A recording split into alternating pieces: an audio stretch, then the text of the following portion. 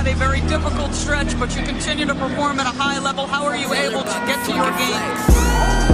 Basketball, when I'm on the court.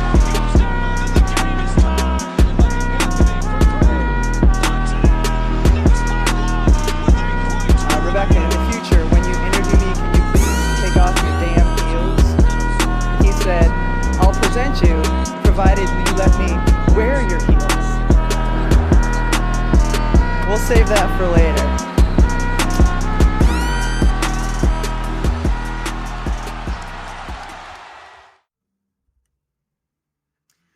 Muito bom dia, boa tarde, boa noite a quem nos ouve. NBA temporada tá longe ainda, mas tem muita coisa acontecendo. Free Agency rolando. Semana passada vocês ouviram aí um episódio com a Agatha e o André falando um pouquinho sobre a Free Agency, especialmente sobre as contas matemáticas. Como diz Kevin Love, né? Ele nunca imaginou que ele seria um problema matemático, mas muitas franquias estão com problemas matemáticos, tendo que organizar as suas contas. Uma delas é meu querido Boston Celtics. Mas hoje nós voltamos um pouquinho, rebobinamos um pouco a fita para falar sobre draft, sobre o que nós podemos esperar desses novos e jovens jogadores para essa temporada de 2025-2026. Afinal, todos os anos a gente tem grandes expectativas em alguns jogadores que, inclusive, né, chegam aí indo ao encontro desse problema de contas aí das franquias. Esses jovens talentos podem ser aí a saída. E aí eu trouxe um cara que é especialista para falar no assunto, né? Porque eu não sou exatamente a pessoa que acompanha o college, então assim, tudo que eu sei vem de produtores de conteúdo e muito desse cara que está aqui para dissecar um pouco alguns desses nomes que escutamos no draft e escutaremos muito na próxima e nas próximas temporadas da NBA. Leonardo Sasso, seja muito bem-vindo ao NBA das Minas. Como você está, meu caro? Um abraço para ti, um abraço para todo mundo que está ouvindo o podcast em qualquer momento da sua vida. Eu estou muito bem. Estava de férias, até foi por isso que a gente não fez anteriormente. Tirei uns dias de férias depois dessa conturbada e agitada final de temporada da NBA, depois do draft e tudo mais. Então tirei esses primeiros dias de julho aí para dar uma descansada. Mas sempre muito bom falar de draft, sempre muito bom falar com vocês. Sempre às ordens aqui para falar muito sobre o basquete. O homem foi pro Rio de Janeiro, foi pro calor, ou tentativa de calor. Não tava calor, pelo menos? Cara, eu cheguei lá, tava caindo o mundo. Eu disse, me ferrei por 5 dias. Mas graças a Deus teve alguns bons dias de sol e o frio do Carioca é 19 graus, né? Então pra nós... Pra um gaúcho, isso graus, aí tá... Pra um gaúcho, isso tá ótimo, né? Tá ótimo, perfeito.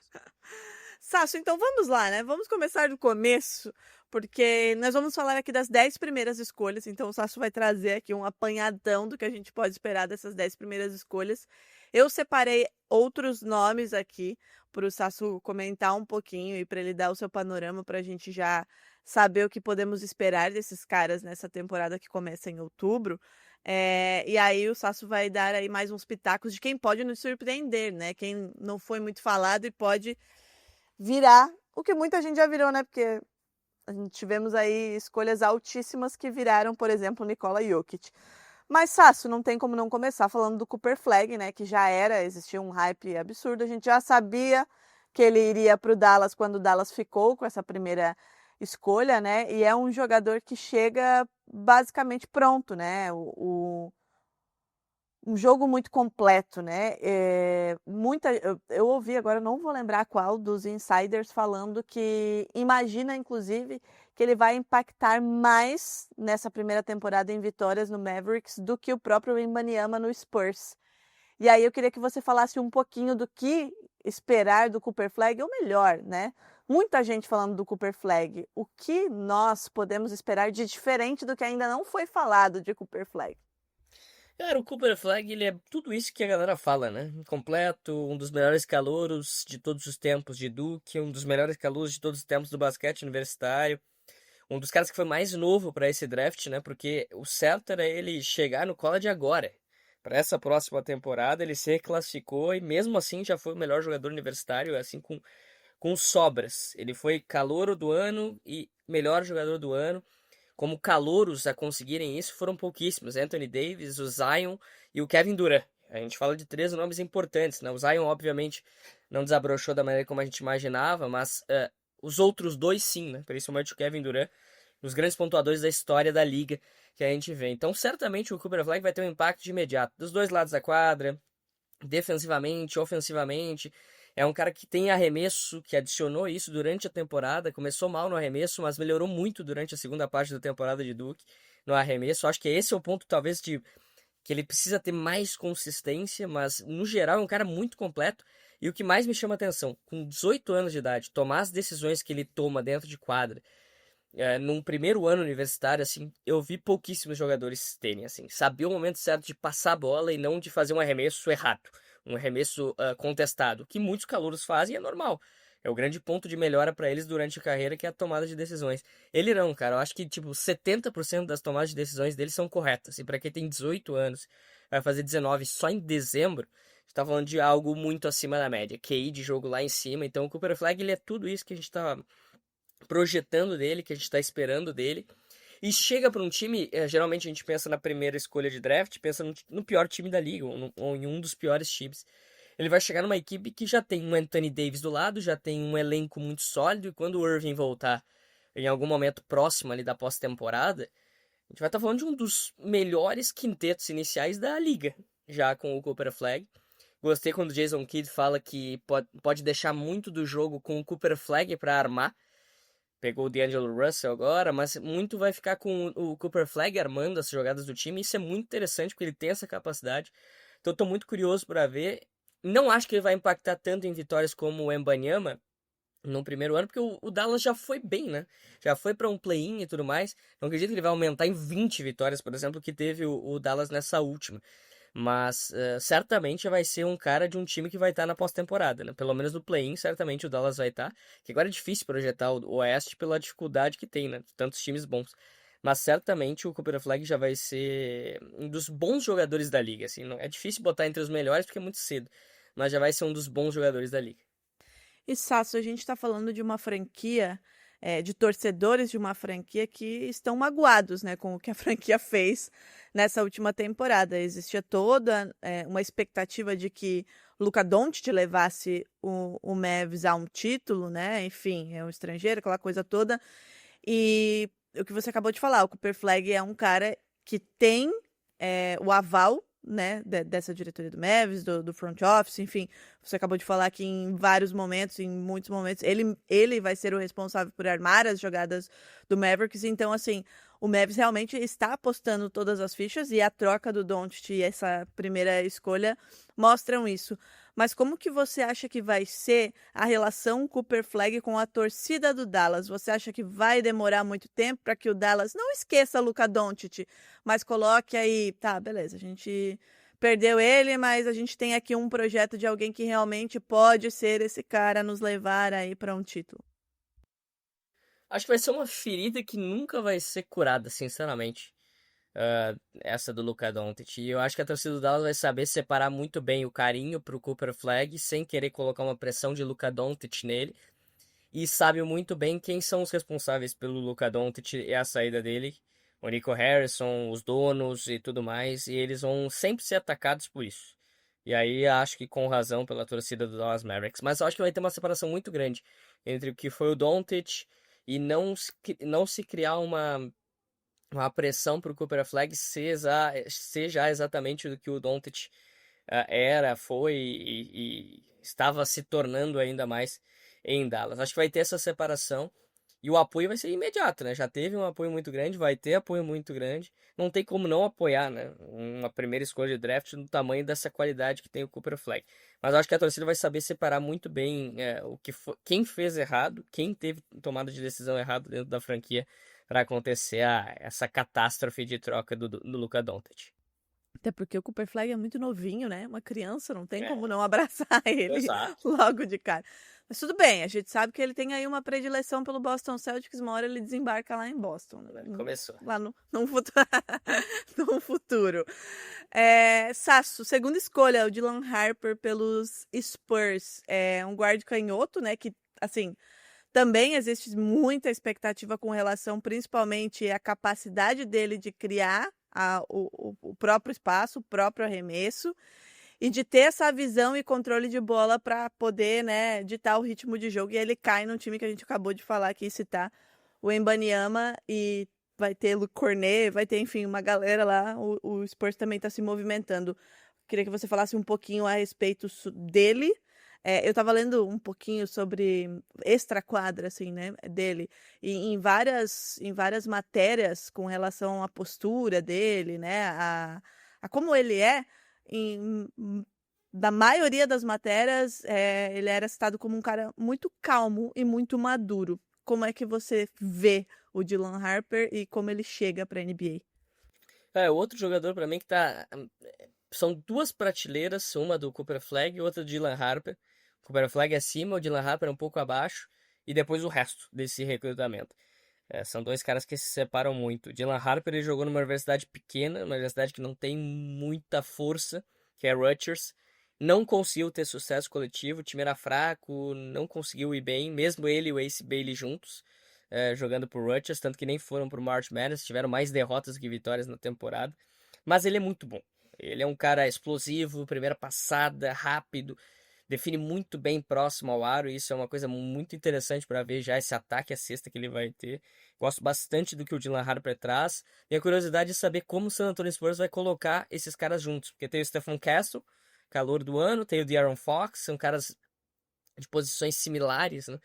O Dylan Harper precisa da bola para ser efetivo, então como ele vai jogar sem a bola do lado do Fox, como o Fox vai jogar sem a bola do lado do Harper, tendo o Castle ali nesse meio do caminho também, acho que é uma curiosidade que eu tenho, mas jogador bom encaixa, né? Isso aí é uma coisa muito clara. Cabe ao Mitch Johnson fazer todo esse trabalho para conseguir. E tem o Wembanyama, né? Então facilita muito para todo mundo ter o Wembanyama do lado. Tô curioso para ver também como vai ser esse trabalho do Wembanyama com o Dylan Harper. Escolha perfeita, assim, talvez se era a posição que mais precisava, não, porque tinha o Fox, mas não tem como passar um talento como o Dylan Harper, que é claramente o segundo melhor jogador desse recrutamento, só atrás do Cooper Flag. Então gostei bastante, acho que ele vai se dar muito bem. Acho que o San Antonio Spurs já é um time que briga forte já nessa próxima temporada pelo menos uma vaga de play-in, né? Pela dificuldade que tem no Oeste. E não vejo a hora de ver o Harper, que ele tem um talento para ser um dos melhores armadores da liga, assim, pelo menos um top 8, top 7 melhores armadores da liga. A gente estava falando aí de dois times do Oeste, que você já vê aí, né, brigando por pós-temporada. Então, duas escolhas dos dois jogadores que você colocou em prateleiras diferentes do que a gente vai falar a partir de agora, num Oeste extremamente selvagem, mas que tem totais condições de chegar na pós-temporada. E aí a gente chega no Sixers, que não chegou na pós-temporada nessa última temporada, que por anos e anos vem falhando, né, num processo aí de chegar em algum lugar, e que recruta um cara que é muito físico, muito veloz e defensivamente muito intenso, o VJ Edcombe lá de Baylor. Como que você enxerga ele chegando nos Sixers, levando em consideração a atual situação do Sixers depois dessa temporada decepcionante, para dizer o mínimo, né? Uma temporada bem trágica para os Sixers, e aí acho que é até diferente do caso do Suns, né? Os Suns foram tudo errado no time, no Sixers foi muito a questão das lesões, né? Também Paul George, Embiid é meio que automático pensar em lesões também nesses caras, mas muito por causa da parte de saúde, né? De não estarem saudáveis, que complicou. O Ed, dentro das escolhas, eles poderiam ir no Ace Bailey, né? E daí teve todos os fatores do Bailey que a gente vai falar posteriormente, provavelmente. Mas dentre as escolhas que tinha, o Edcombe era a melhor possível, porque é um cara que não precisa da bola. Então a bola vai estar com o Maxey, vai estar com o Embiid, vai estar com o Paul George, não vai estar com o Edcombe na maioria do tempo. Então ele consegue jogar tranquilamente sem a bola. Melhorou muito o arremesso, que no começo da temporada de Baylor era um ponto que se ele tiver o arremesso melhor, ele vai ser top 5. Se ele não tiver o arremesso, se ele não melhorar o arremesso, ele vai talvez ser final de loteria. Ele melhorou o arremesso. Defensivamente, ele é um cara muito bom. Ele é muito atlético, ele é muito longo, ele é aquele protótipo de ala armador que consegue marcar múltiplas posições, ofensivamente cortando para a cesta. Ele é um cara complementar muito interessante para um time que já tem estrelas como tem o Philadelphia 76ers. Então eu achei a escolha perfeita aqui. A gente já viu na Summer League, no começo dessa Summer League, já como ele jogou bem, já fez um jogo muito bom pelo Sixers. E eu não gosto também de nem ir para o ponto muito positivo na Summer League, nem para o negativo se o jogador vai mal, porque é Summer League, né? Então tem que ter relevar isso também. Mas eu gostei muito dessa escolha, dentre as opções que tinha o Sixers, não tendo o Ace Bailey, que talvez fosse o melhor talento, e não valeria arriscar, porque o Bailey não é um cara que encaixaria nesse time do Sixers. Eu gostei muito da escolha do Edgecombe. Tá aí, né, pra ver se o Sixers consegue deixar pra trás aí essas temporadas de insucessos, né? Como você falou, lesões quando une dois jogadores que têm um histórico já é um sinal de que a coisa vai dar errada, e, enfim, várias movimentações também, né, que não facilitaram para a vida aí, pro desempenho do Sixers na última temporada. E aí, mais um de Duke, né? Com o Newpel pro Charlotte Hornets. Tava dando uma lidinha também em relação, né, ao que se fala dele. Ele foi criado num ambiente de basquete, né, Sasso? Ele é filho de treinador, então ele já cresceu tendo esse olhar para o basquete. Como que você enxerga a chegada dele, especialmente vindo de uma escola de basquete como é Duke e como tem sido, né, Duke servindo a NBA nas últimas temporadas? É incrível, né? Saiu o Coach K, assumiu o John Schroeder, continua um sistema de recrutamento fortíssimo. Colocaram mais uma vez 3 jogadores no top 10, né? O Cooper Flagg, o Knippel e também o Maluach, que foi a 10ª escolha do Suns. Já feito isso já em 2019 com o Zion, com o Barrett e com o Ken Reddish. É uma cultura, né, que tem Duke muito forte, e o Knippel é mais um deles. O Knippel, se a gente pegar os momentos em que o Cooper Flagg não jogou, foram poucos jogos, acho que foram 2 ou 3, o Knippel foi o melhor jogador da ACC, da conferência, no torneio, que foi justamente o período que o Cooper Flagg não jogou. O Knippel chamou para si a responsabilidade, não é tanto a característica dele nesse time de Duke, que a bola ficava mais no Cooper Flagg, mas ele jogou muito bem. Ele é um cara maior do que parece. Quando a gente olha assim, ele parece que é pequeno, mas não, ele é alto. Ele é um cara de 6'7", então vai dar uns 2'2", 2'3" de altura. Ótimo tamanho para ala, físico. Não é uma debilidade defensivamente, também não é um grande defensor, mas ok defensivamente. Mas chama muita atenção como ele conhece do jogo, como ele sabe muito bem do jogo, ele é inteligente para tomar suas decisões dentro de quadra e um dos melhores arremessadores. É isso que o Charlotte Hornets conseguiu. Um dos grandes arremessadores desse draft, não só na bola de 3, mas também na média distância, no arremesso perto da cesta. Ele é um cara muito bom de arremesso, tem uma mecânica muito bonita. E complementar também ao que o time tem. LaMelo, Brandon Miller, são caras que vão ter mais essa posse de bola, mais essa bola na equipe. Então o Knippel, ele pode muito jogar sem a bola, saindo de bloqueio, saindo de possibilidades de corte para ele em direção à cesta. Isso aí certamente que ele vai receber e vai se dar muito bem jogando do lado de um armador muito bom na visão de jogo, que é o LaMelo Ball, né? Claro, precisa ter em quadra, que é o grande ponto também da carreira do LaMelo por conta das lesões. Gostei muito dessa escolha, achei interessantíssima, e pega um cara que já tem uma familiaridade com o basquete gigantesca, tu falou muito bem. O pai dele jogou, a mãe dele jogou, ela é a maior cestinha da história da Universidade de Green Bay no basquetebol feminino. Então é uma família toda que respira basquete e que ele é muito bom também. Fora tem um dos melhores nomes já da NBA, Con Knippel. Fantástico. Isso aí é ótimo pro narrador e pro comentarista, né? Falar rápido assim. Con Knippel, Con Knippel. Sasso, a gente falou dos dois do Oeste, que você imagina já numa pós-temporada. E aí, falando do Ed como do Knippel, você imagina e vê eles chegando numa pós-temporada, antes de a gente voltar aí pro Oeste falar de polêmica, né? Na quinta escolha. Cara, o Leste tá muito em aberto, né? Porque o Boston tá mudando todo o seu time por conta da questão do cap salarial, né? Não, a gente vai tirar uma temporada de folga. De folga do Brad Stevens agora e tal. Quem eu achei que ia dominar o Leste, que era o Indiana Pacers, infelizmente teve o Haliburton machucado, perde o Miles Turner. Tá tudo em aberto. Eu não sei quem é o melhor time do Leste hoje, se é o Knicks, se já é o Orlando Magic, se é o Cleveland Cavaliers, não dá pra saber. Então, times, por exemplo, como o Sixers, eles podem voltar ao topo. É só uma temporada saudável do Embiid, é uma temporada saudável do Maxey, é uma temporada do Paul George. É difícil isso acontecer, eu sei que é. Os dois saudáveis ao mesmo tempo é quase um milagre. É difícil acontecer, mas, cara, a janela tá ali. Então, acho que o Sixers tem uma chance. E o Hornets, ele precisa ganhar jogos, né? É tempo que a gente fala do Hornets que ele só pensa em escolhas de draft e geralmente escolhas ruins, né? São escolhas muito boas que o Hornets fez. O Brandon Miller ok, o LaMelo ok. Me parece que o Conk Knippel muito bem também. Todo o draft do Hornets eu achei interessante, inclusive, nessa temporada. Talvez um play-in pro Hornets, né? Aquela área do Chicago Bulls, sabe? Aquela área que não vai a nada. O Chicago Bulls tá sempre ali naquela 9ª posição. Com tipo 37, 45, talvez tu chegue nisso aí. Com 36, 40 e... Me atrapalhei agora. 36, 46, tu consegue chegar ali numa posição de play-in dentro do leste. Então, não duvidaria também o Hornets beliscar um play-in. Mas é um time que tá muito mais pro futuro, né? Não é pro agora. Comparado com os Sixers, que é pra agora, né? Tem Embiid e é pra agora. Tem uns velhos lá, né? Que precisa ser pra agora, inclusive, né? Aí, Sasso, a gente chega na 5ª escolha, né? A gente volta pro Oeste. E aí nós temos Ace Bailey, né? Na 5ª escolha com o Utah Jazz. Um jogador que é extremamente atlético, é muito explosivo, né? Agressivo ofensivamente.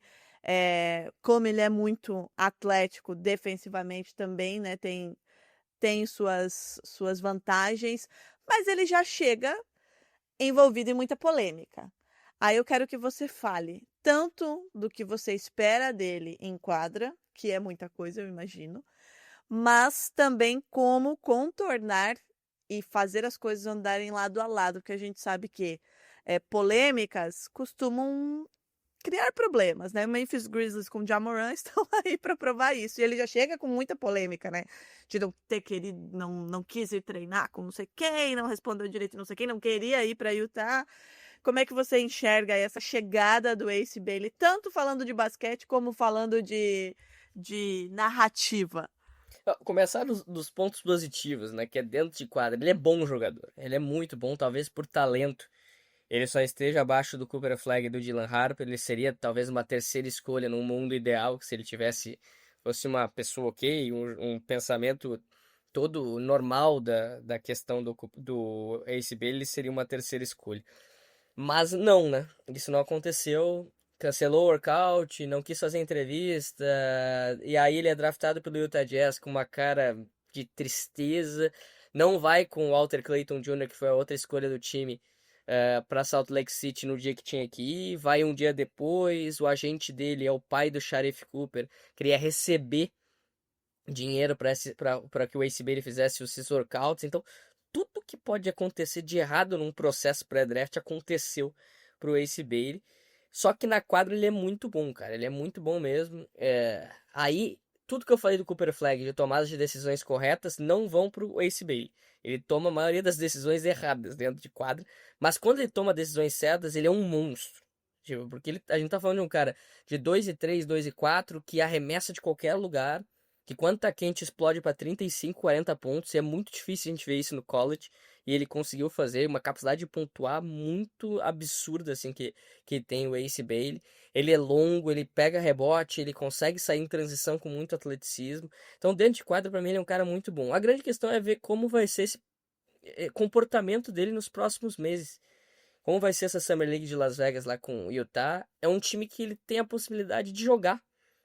É um time que ele tem a possibilidade de ser um dos melhores já do time, já no primeiro ano, no primeiro jogo dele pelo Utah, ele já entra com o status de pelo menos top 5, top 4 desse time, com o Markkanen ali, não tem muita gente de competição, agora ainda mais que saiu mais gente, ainda saiu Clarkson, sai Sexton, então se torna mais tranquilo para ele ser o cara desse time já junto com o Markkanen, até o Markkanen possivelmente sair da franquia, então ele precisa ter a cabeça no lugar. Se ele vai ter, eu não sei. Mas, pô, tu tem uma oportunidade dessa, tu tem que aproveitar. Vai pra um time que ele já pode ser um cara muito bom de imediato. Só precisa controlar um pouquinho o ego, né? E a personalidade. E se cercar de pessoas que estejam preocupadas, de fato, com a carreira e não com o retorno imediato, né? Mas, enfim. 6ª escolha, Washington Wizards, recrutando o Trey Johnson, de Texas. Li algumas coisas a respeito dele, Sasso, comparando ele muito com jogadores que têm como especialidade o mid-range. Por exemplo, pelo amor de Deus, essa comparação aqui ela é apenas para citar um jogador que tem um mid-range muito forte, que é o SGA, mas ninguém fez essa comparação, pelo amor de Deus. Mas o estilo dele é muito comparado com jogadores que assim como o SGA, fazem do mid-range aí a sua bola de segurança, né? O que os sofredores É. e raros torcedores de Washington Wizards podem esperar. Cara, o Wizards, ele tem uma base de time da Summer League, basicamente, né? Tava até vendo o elenco, são 10 jogadores com menos de 22 anos, 22 ou menos do elenco. Isso aí é absurdo, né? E continua adicionando, né? Adicionou o Ken Whitmore agora, vindo do Houston Rockets, que não ia ter espaço lá agora. Só que são muitos armadores, muitos alas. Vai ter muita gente para pouco espaço ali, né? Então, como o Trey Johnson vai conseguir esse espaço é algo que eu tô curioso. Veio de Texas, um dos calouros que teve melhor média de pontos, quase 20 por jogo nessa última temporada. Foi um time que teve muitos altos e baixos, ele também, mas é um ótimo pontuador, é um ótimo cestinha. Um arremessador de qualquer lugar também, principalmente nessas bolas do perímetro de média distância, como tu citou, mas principalmente das bolas de 3. Cara, que ele não tem um range muito claro, assim, não é aquela arremesso da bola de 3 perto da linha. Se tiver que parar, dar um pouco mais do logo e arremessar, ele vai arremessar, né? Então é um cara que tem o arremesso como principal característica, pontuação. Só que eu fico muito curioso para saber como vai ser o Washington Wizards, né? O que é o Washington Wizards, né? É o Bob Carrington armando? É quem? É o que? É o Alex Sarr que vai ser o dono do time? Eu tenho curiosidade quanto a isso. Mas o Trey Jones, se ele cavar esse espaço dele, se mostrar um cara com destaque, pode ser que ele rapidamente já consiga esse posto de ser o cara do time. Por essa ausência de uma figura clara aí dentro do Washington Wizards. Mas é um elenco muito jovem, né? Então, outro time assim como o Hornets, eu acho que até o Hornets está um pouquinho acima já, porque já tem uns caras mais consolidados, que é muito mais para daqui 3, 4 temporadas para a gente começar a pensar nesse time, ó, beleza, já vai brigar por um top 4, top 5 do leste. Isso se não desmontar tudo no meio do caminho. O que sempre pode acontecer, né? Vindo de certas franquias, as coisas podem desmontar do dia para noite, praticamente, né? 7ª escolha, Sácio, Jeremiah Fears, de Oklahoma, Pelicans, indo para o Pelicans, também é um jogador que, pelo que eu li, a personalidade também é de um jogador muito maduro e com um grande potencial de liderança. Potencial de liderança foi o que eu li em algumas matérias. E você citou, não vou lembrar agora qual dos 6 que a gente já falou, sobre a passada, né? A primeira explosão ser muito, muito forte, também foi citado como uma das forças do Jeremiah. Como é que você enxerga ele chegando nesse Pelicans, que é um Pelicans que há alguns anos, né, vive essa expectativa de ter um calouro, né, estourando. A gente tinha toda essa expectativa em cima do Zion, que não virou, né, por questões, enfim, também de saúde e tudo mais. Como ele chega para encaixar nesse Pelicans? O que ele pode agregar nesse time? O Pelicans também é uma confusão, né? E parece que todo mundo que chega lá se machuca, né? O DeJounte Murray foi a mesma coisa, tendo lesão grave de Aquiles, né? É uma loucura o New Orleans Pelicans, né? Mas a escolha foi boa. Acho que essa 7ª escolha foi boa. A troca que eles fazem depois, mandando a 23 pela 13, mandando também uma escolha de primeira rodada do próximo draft, foi uma bobagem gigantesca, na minha maneira de ver. Mas essa 7ª escolha foi boa. O Fierce, ele tem talvez uma das melhores, já que tá um termo tanto na moda, né? Aura, né? Porque a camisa dele é Fierce. Eu odeio esse termo, inclusive. Eu também odeio, mas já que tá tão na moda, né? Então, Depois eu te explico por quê, vai. ok. Fierce, escrito no nome, nas costas, e 0, né? Então é tipo no fears, né? Sem medo. Então é uma belíssima parte de trás, assim, pra gente ver na camisa do Jeremiah Fears. Tem uma boa primeira passada, tem um arremesso de média distância, e pra mim é um dos caras mais habilidosos desse draft. Um ótimo controle de bola, é um cara para armar o jogo, mas principalmente para fazer uma pontuação para si mesmo. Ele tem essa capacidade muito grande de filtrar, parar na média distância, o arremesso de 3 pontos dele pode ser um pouco mais sólido. Acho que é um cara que pode. É muito aquela linha, né? A gente fica nessa possibilidade. Vocês ficam um pouco em cima do muro, porque draft é muito difícil de projetar realmente se o cara vai ter o sucesso que ele teve no college e na NBA. Traduzir esse jogo, ainda mais, depende do fit, depende do time, depende das condições que ele está inserido. Não é tão simples isso. Mas eu gostei dessa escolha porque ele vai ter tempo de quadra, né? Principalmente agora com também saídas de CJ McCollum, com o DeJounte Murray machucado, então acho que o Fields é um cara que vai ter espaço de imediato já nesse Pelicans para liderar esse ataque do time junto com o Zion, se tiver em quadra, com Ingram, e aí, o que é o Pelicans, né? A gente nunca sabe o que é o Pelicans, sempre fazendo tomadas de decisões erradas, né? Então, eu gosto do potencial que tem o Fears, mas vai para um lugar que talvez ele possa, todo esse potencial dele acabar. O problema é a franquia, não é o jogador, né, nesse caso. É exatamente isso. Na oitava escolha, a gente teve o Brooklyn Nets com Egor Deming, russo, né? Não sei nem se é assim que pronuncia o nome desse rapaz. Igor. Igor, tá bom. Igor, isso aí. 19 aninhos, né? Jogou, inclusive, com o meu calouro, o Hugo Gonzalez, lá pelo Real Madrid, né? Nas categorias de base. E uma das principais coisas que eu li sobre ele é com relação àquilo que a gente já falou aqui também, de inteligência, né? Do QI ali de basquete, de saber ter a visão completa da quadra e fazer o seu time jogar. Ele sai lá da Europa, né? Vem para os Estados Unidos e aí aumenta aí o seu valor nesse draft, sendo escolhido na oitava escolha para um Brooklyn Nets, que também, né, meu amigo Sasso, é só criança, basicamente. Como você vê a chegada dele nesse time que é praticamente novo? Esse é outro time que tem tanta gente ali, né, pra jogar, o que o Jordi Fernandes vai fazer, mas aparentemente todas as escolhas estiveram com caras que conseguem criar para os companheiros e criar para si mesmo. Eu acho que é isso que o Jordi Fernandes quer colocar, né? Uma mentalidade mais europeia no time. E o Igor Demi, a principal escolha que o time teve. Primeiro aspecto, ele é um armador de 2,6 m. Isso aí tem que ser muito falado. O cara consegue ver tudo, né? A visão de jogo, o passe dele são as melhores características no momento.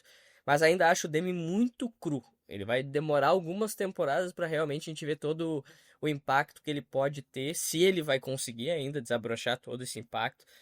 O arremesso dele bem inconsistente, começou bem na temporada, mas depois caiu muito, estou para 27%, muito abaixo. Algumas tomadas de decisões estranhas, um pouco passivo, mas quando teve os flashes positivos, aí foi demais, né? Um cara que roubava a bola ou dava um toco lá na defesa, saía em transição e achava um passe maravilhoso com seus 2,6 m. Então, isso por si só vale todo o potencial que ele tem. Até achei que ele ia sair mais perto do fim da loteria. Ele já foi um cara cotado top 5, depois caiu para um fim de loteria, acabou sendo essa oitava escolha dos Nets. Vai ter espaço, né? Eu acho que o Jordi Fernandes vai botar ele para jogar de imediato como um armador titular. E aí ele vai evoluindo com seus erros. Vai ser divertido de ver o Igor Demi. Eu acho que ele tem um potencial bem grande aí num Brooklyn Nets que quando tá com essa turma mais sem hype, sem tanta mídia, é o Brooklyn Nets divertido, né, de ver jogar. Quando não tem panelinhas, né? É um time que pode ser mais divertido de jogar, ainda mais com tantos jovens, né? Que obviamente vão querer mostrar trabalho e que podem ser um atrativo aí para um jogo de terça-feira à noite. Você pode assistir o Brooklyn Nets que... Já dá saudade, né? Agora, daqui a Ai, pouco, pelo amor de Deus. meio de agosto já bate. Pô, que saudade de um Brooklyn Nets e o Washington Wizards, né? O Detroit Pistons. Não, o Detroit Pistons tá legal de assistir, não dá nem pra falar mais. É, De um Chicago Bulls, vai. De um Chicago Bulls e o Washington Wizards. assim, esse aí- também não precisava voltar. Na nona escolha, nós temos o Colin Murray Boyles, de Carolina do Sul, South Belo Carolina. nome, inclusive, tá no top aí de grandes nomes desse draft. Também acho que complica um pouquinho pra falar meio rápido, assim, né? No meio de uma transmissão.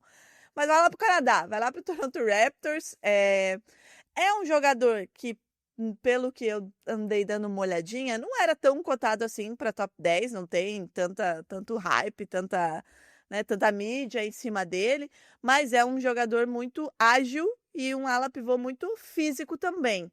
E aí cai num Raptors que, inclusive, está sem o seu diretor de operações, né? Que saiu, o Masai Ujiri saiu agora recentemente, né? O que foi campeão, inclusive, pelo Toronto Raptors. E o Raptors também tentando encontrar uma nova identidade, né, Sassi? Como que você enxerga a chegada do Colin Murray Boyles? Aparentemente eles estão botando jogadores muito próximos, né, no sentido físico, né, bem atléticos, caras que marcam múltiplas posições, Scottie Barnes, e aí eu falei o Brandon Ingram, né, no Pelicans, aham. nos Pelicans, eu tô maluco. É que é umas trocas, assim, né? Que daí...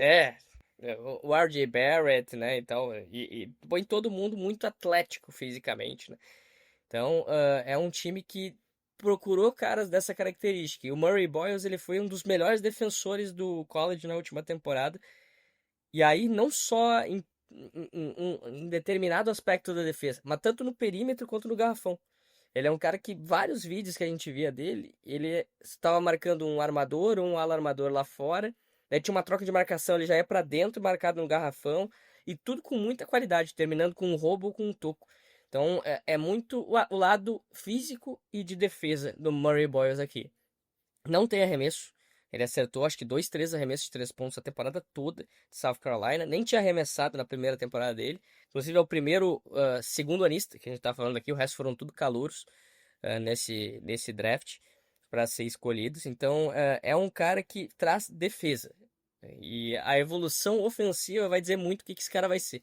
Se ele vai ser um defensor de elite, mas vai ser um grande jogador, tendo o aspecto ofensivo aumentado, desabrochando isso, ou se vai ser só um cara defensivo, que aí não vai se manter tanto em quadra, que os times vão poder deixar liberado porque não vai arremessar. Acho que isso vai ser um grande ponto de evolução. Mas, por enquanto, acho que entra muito na característica que o Raptors está buscando de atleticismo e defesa. Sasso, para fechar o top 10, para mim a melhor história desse draft, já chorei com ele no dia do draft, diga-se de passagem, né? Porque, enfim, adoro histórias.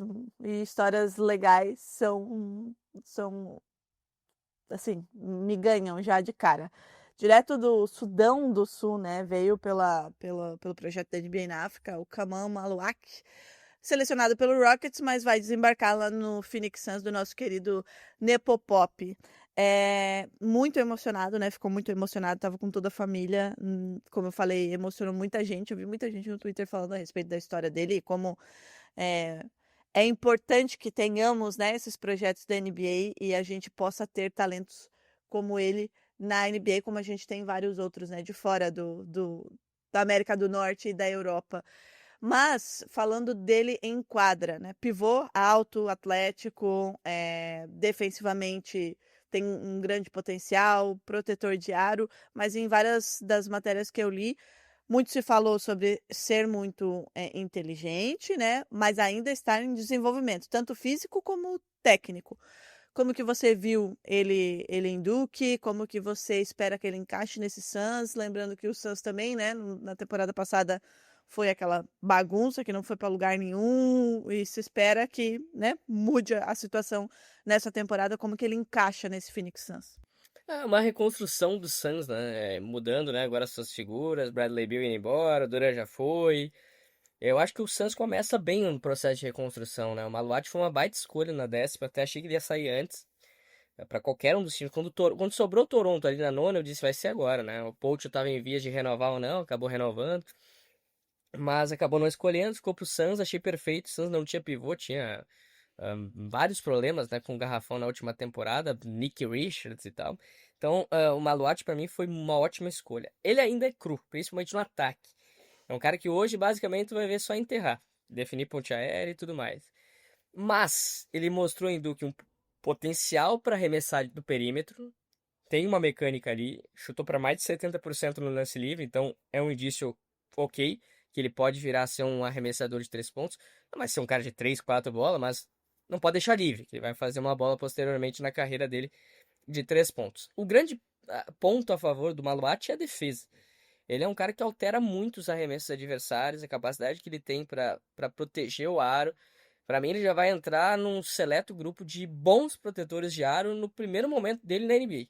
Assim, e ele é também atlético, ágil o suficiente para, quando for pro perímetro, não ser tão exposto como o Gobert, por exemplo, já foi muito exposto na carreira.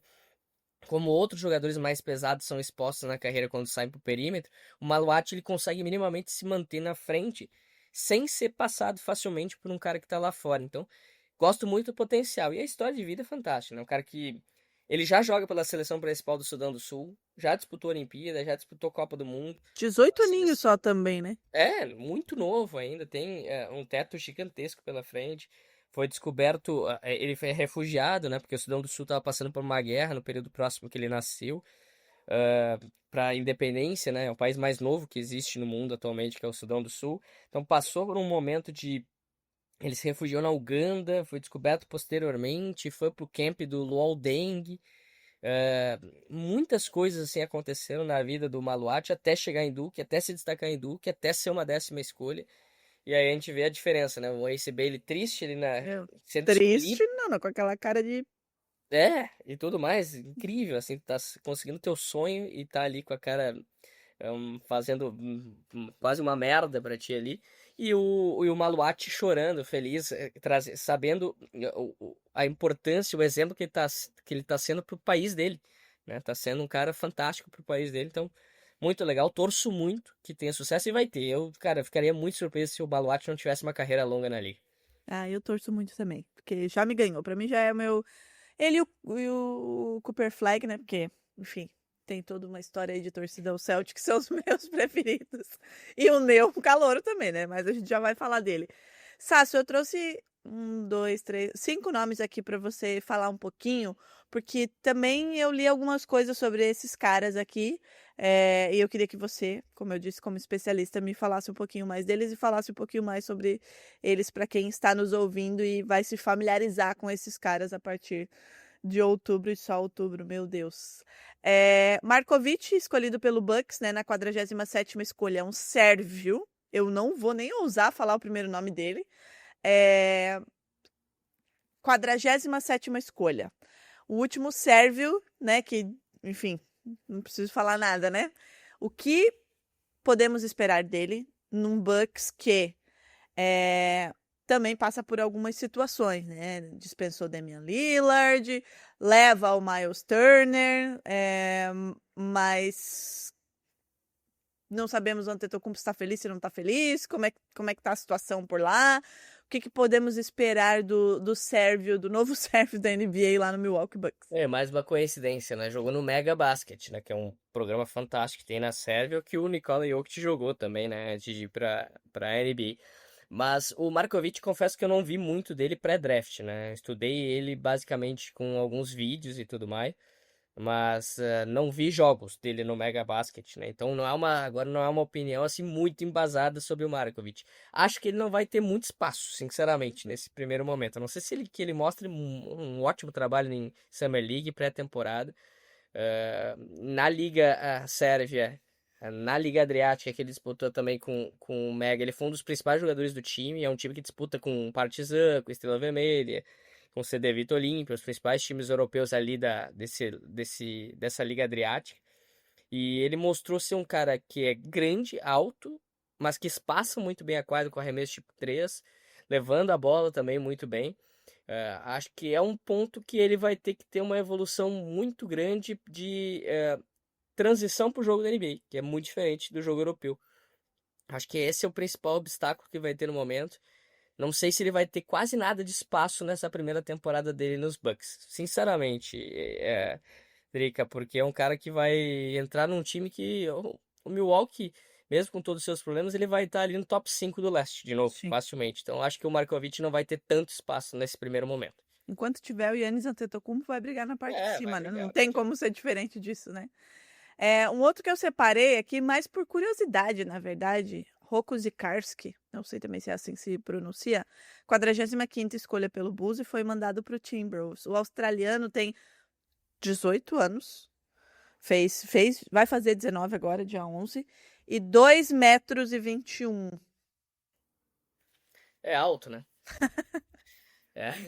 Cara, o Zikarski também é outro que eu vi muito pouco, porque ele joga lá na Liga Australiana, né? Jogava, né? Não sei exatamente como vai ser o contrato dele com o Minnesota Timberwolves. Me parece que é two-way, que ele vai ficar 2 anos como two-way, então vai jogar mais na D-League. Projeto totalmente a longo prazo. Esse aí é totalmente a longo prazo. Talvez ele nem pise numa quadra de NBA nessa temporada, sinceramente. Falando em projeto, é muito parecido com outro que eu tinha separado aqui, o Hunter Sallis, né, do Sixers. Também não foi draftado, veio com um contrato two-way, situação semelhante, né? Então, até o Hunter Sallis, ele jogou college muito bem, né? Então, foi um principal jogador de Wake Forest e tudo mais. Acho que é até diferente, um pouco nesse sentido. Porque o Zikarski, ele mal jogou na Liga Australiana também. É muito baseado no potencial físico, 2,20, 18 No anos. tamanho, né? Vai crescer mais. Ele enterra quase sem sair com os pés no chão, em todos os vídeos que a gente vê. Mas olha, tem muito pouca opinião sobre o que ele pode vir a ser. Se conseguir, com esse tamanho, trazer uma bola de três que hoje ele não tem, e ter tempo de quadra na D-League e conseguir jogar, pode vir a ser um bom jogador. Mas hoje tem uma opinião muito, assim, nesse é muito rasa, Drica. Então até prefiro nem falar muito do Zikarsky.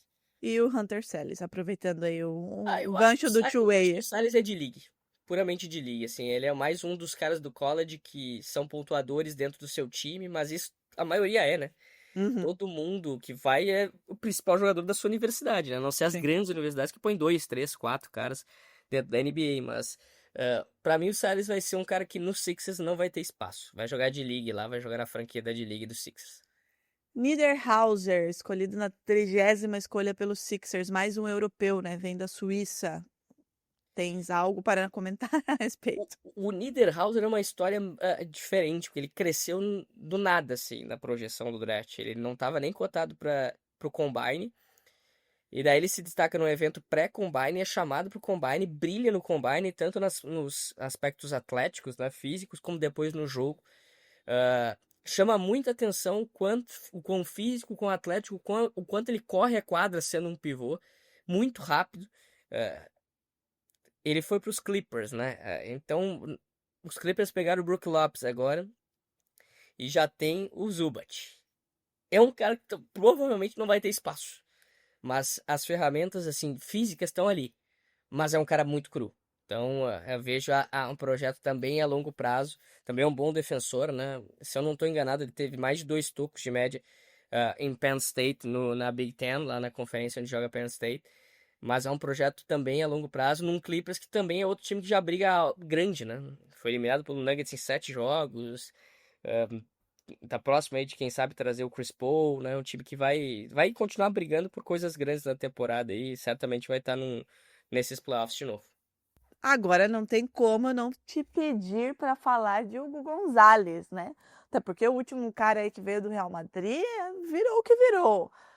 O que nós que estamos a passeio nessa temporada, mentira, também não é assim a passeio, né? Ficou aí a base, Jaylen Brown, Derrick White e Peyton Pritchard vão ter que dar conta do recado enquanto o Jason Tatum se recupera. Aparentemente o Jason Tatum vai se recuperar com o Damian Lillard, né? Porque daqui a pouco tá desembarcando em Boston também. Isso. Aí me esperem na temporada 26-27 que eu vou estar um nojo. Mas enquanto ela não chega, Hugo Gonzalez, Sasso, o que podemos esperar do nosso espanhol?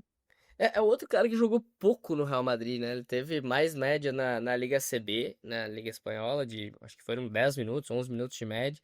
Porque o elenco do Real Madrid é recheado, né? De estrelas pro basquetebol europeu, né? Então foi mais difícil dele conseguir aparecer. Por isso outros jogadores tiveram a questão de ir pro college, né? Ganhar um dinheiro maior até que eles ganhariam na Europa e ter mais espaço, como o Demi, que foi companheiro do Gonçalves no Real. O Gonçalves é um ala. Ele hoje não por exemplo, em comparação com o Doncic, né? Não existe a comparação. Ele é um cara muito diferente do Doncic. Ele não é um armador, ele não é um cara que leva a bola, não é um criador de jogadas para os companheiros. Hoje ele é muito mais um cara de corte para cesta, de um arremesso de 3 pontos ainda inconsistente, mas vem de uma base europeia e espanhola muito forte, de um Real Madrid muito forte, e vai para um Boston Celtics que talvez ele consiga ter um tempo de quadra, né? Consiga ter um espaço. Eu achava até que ele ia ser teste, né? Que ele ia jogar na Europa de novo, né? Ele ia ficar no Real Madrid mais uma Mas temporada. a gente não tem gente para jogar. Mas aparentemente o Boston Celtics já chamou, vai querer a evolução dele nos Estados Unidos mesmo.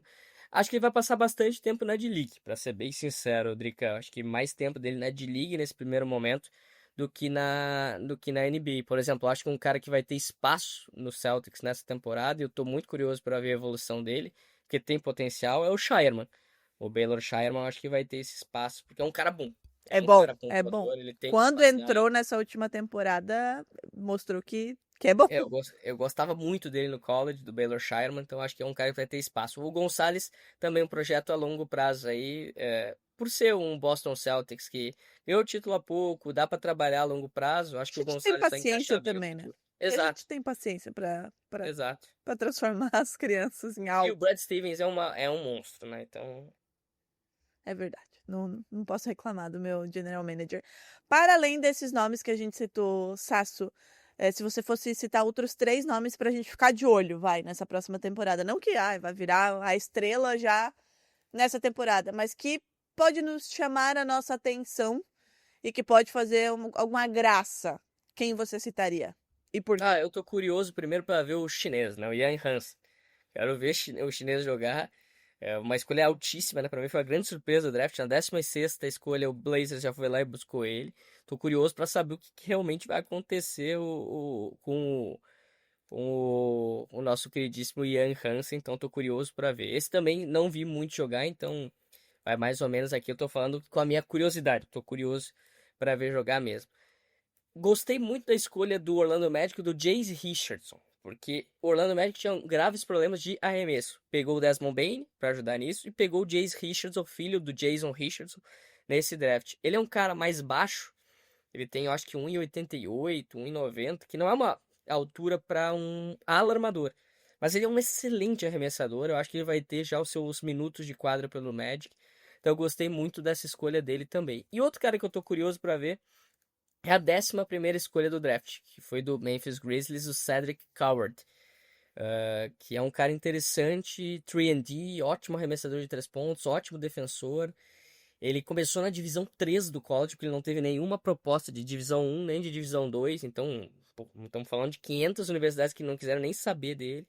Daí ele se transferiu para Washington State na 3ª temporada dele, se destacou muito, ia jogar em Duke na próxima temporada, mas foi tão bem nos treinos pré-draft que ficou no draft e foi quase uma escolha top 10.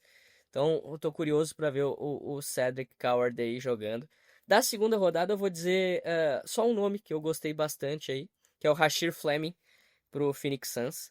O Phoenix Suns foi muito bem com o Maluat defensivamente, pegou o Maluat do perímetro, que é o Fleming, que é um ótimo defensor de perímetro. Gostei muito dessa escolha também. Então esses são os nomes. Sasso,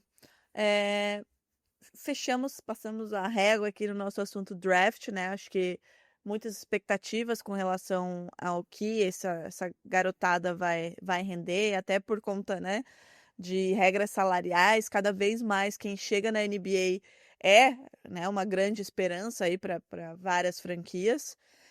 E falando da próxima temporada, só pra gente finalizar, Sasso, que você falou, o Oeste tá um absurdo, né? A gente teve várias trocas, a gente teve Durant mudando de casa, a gente teve no lado leste, eu acabei de citar, o Damian Lillard sendo dispensado, né? O que é um negócio que é impensável, né? Mas foi dispensado, agora vai escolher para onde vai. Tudo bem que teve uma lesão de Aquiles, deve voltar antes, eu imagino, do final da temporada, porque a lesão dele foi antes, né? Mas foi dispensado, tá escolhendo aí para onde vai, tem vários lugares que o querem. Temos aí um burburinho com relação a LeBron James e como tá esse Lakers. Como é que você tá enxergando essa off-season até agora? O que você espera da próxima temporada da NBA, levando em consideração todas essas trocas que a gente teve, trocas significativas?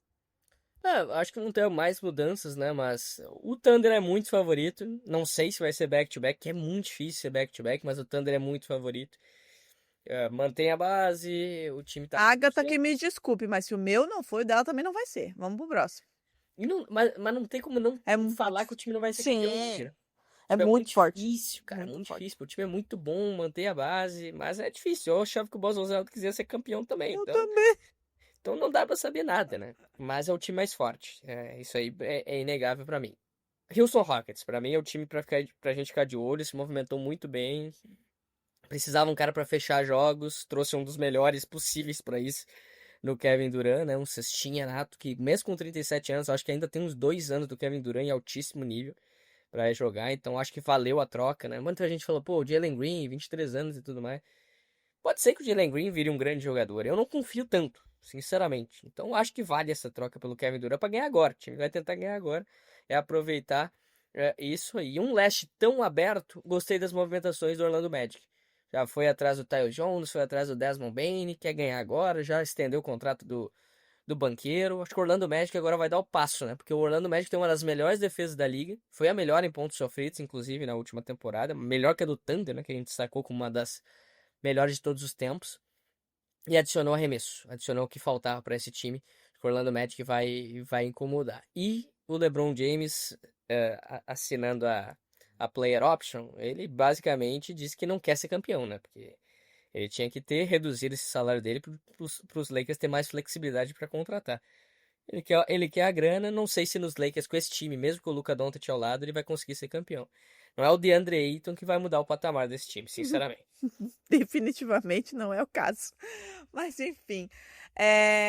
Sasso, muito obrigada. Ah, eu falei que eu ia dizer por que eu não gosto da palavra aura, né? Porque eu tenho tanto ranço dessa palavra, porque dizem que o Jason Tatum não tem aura.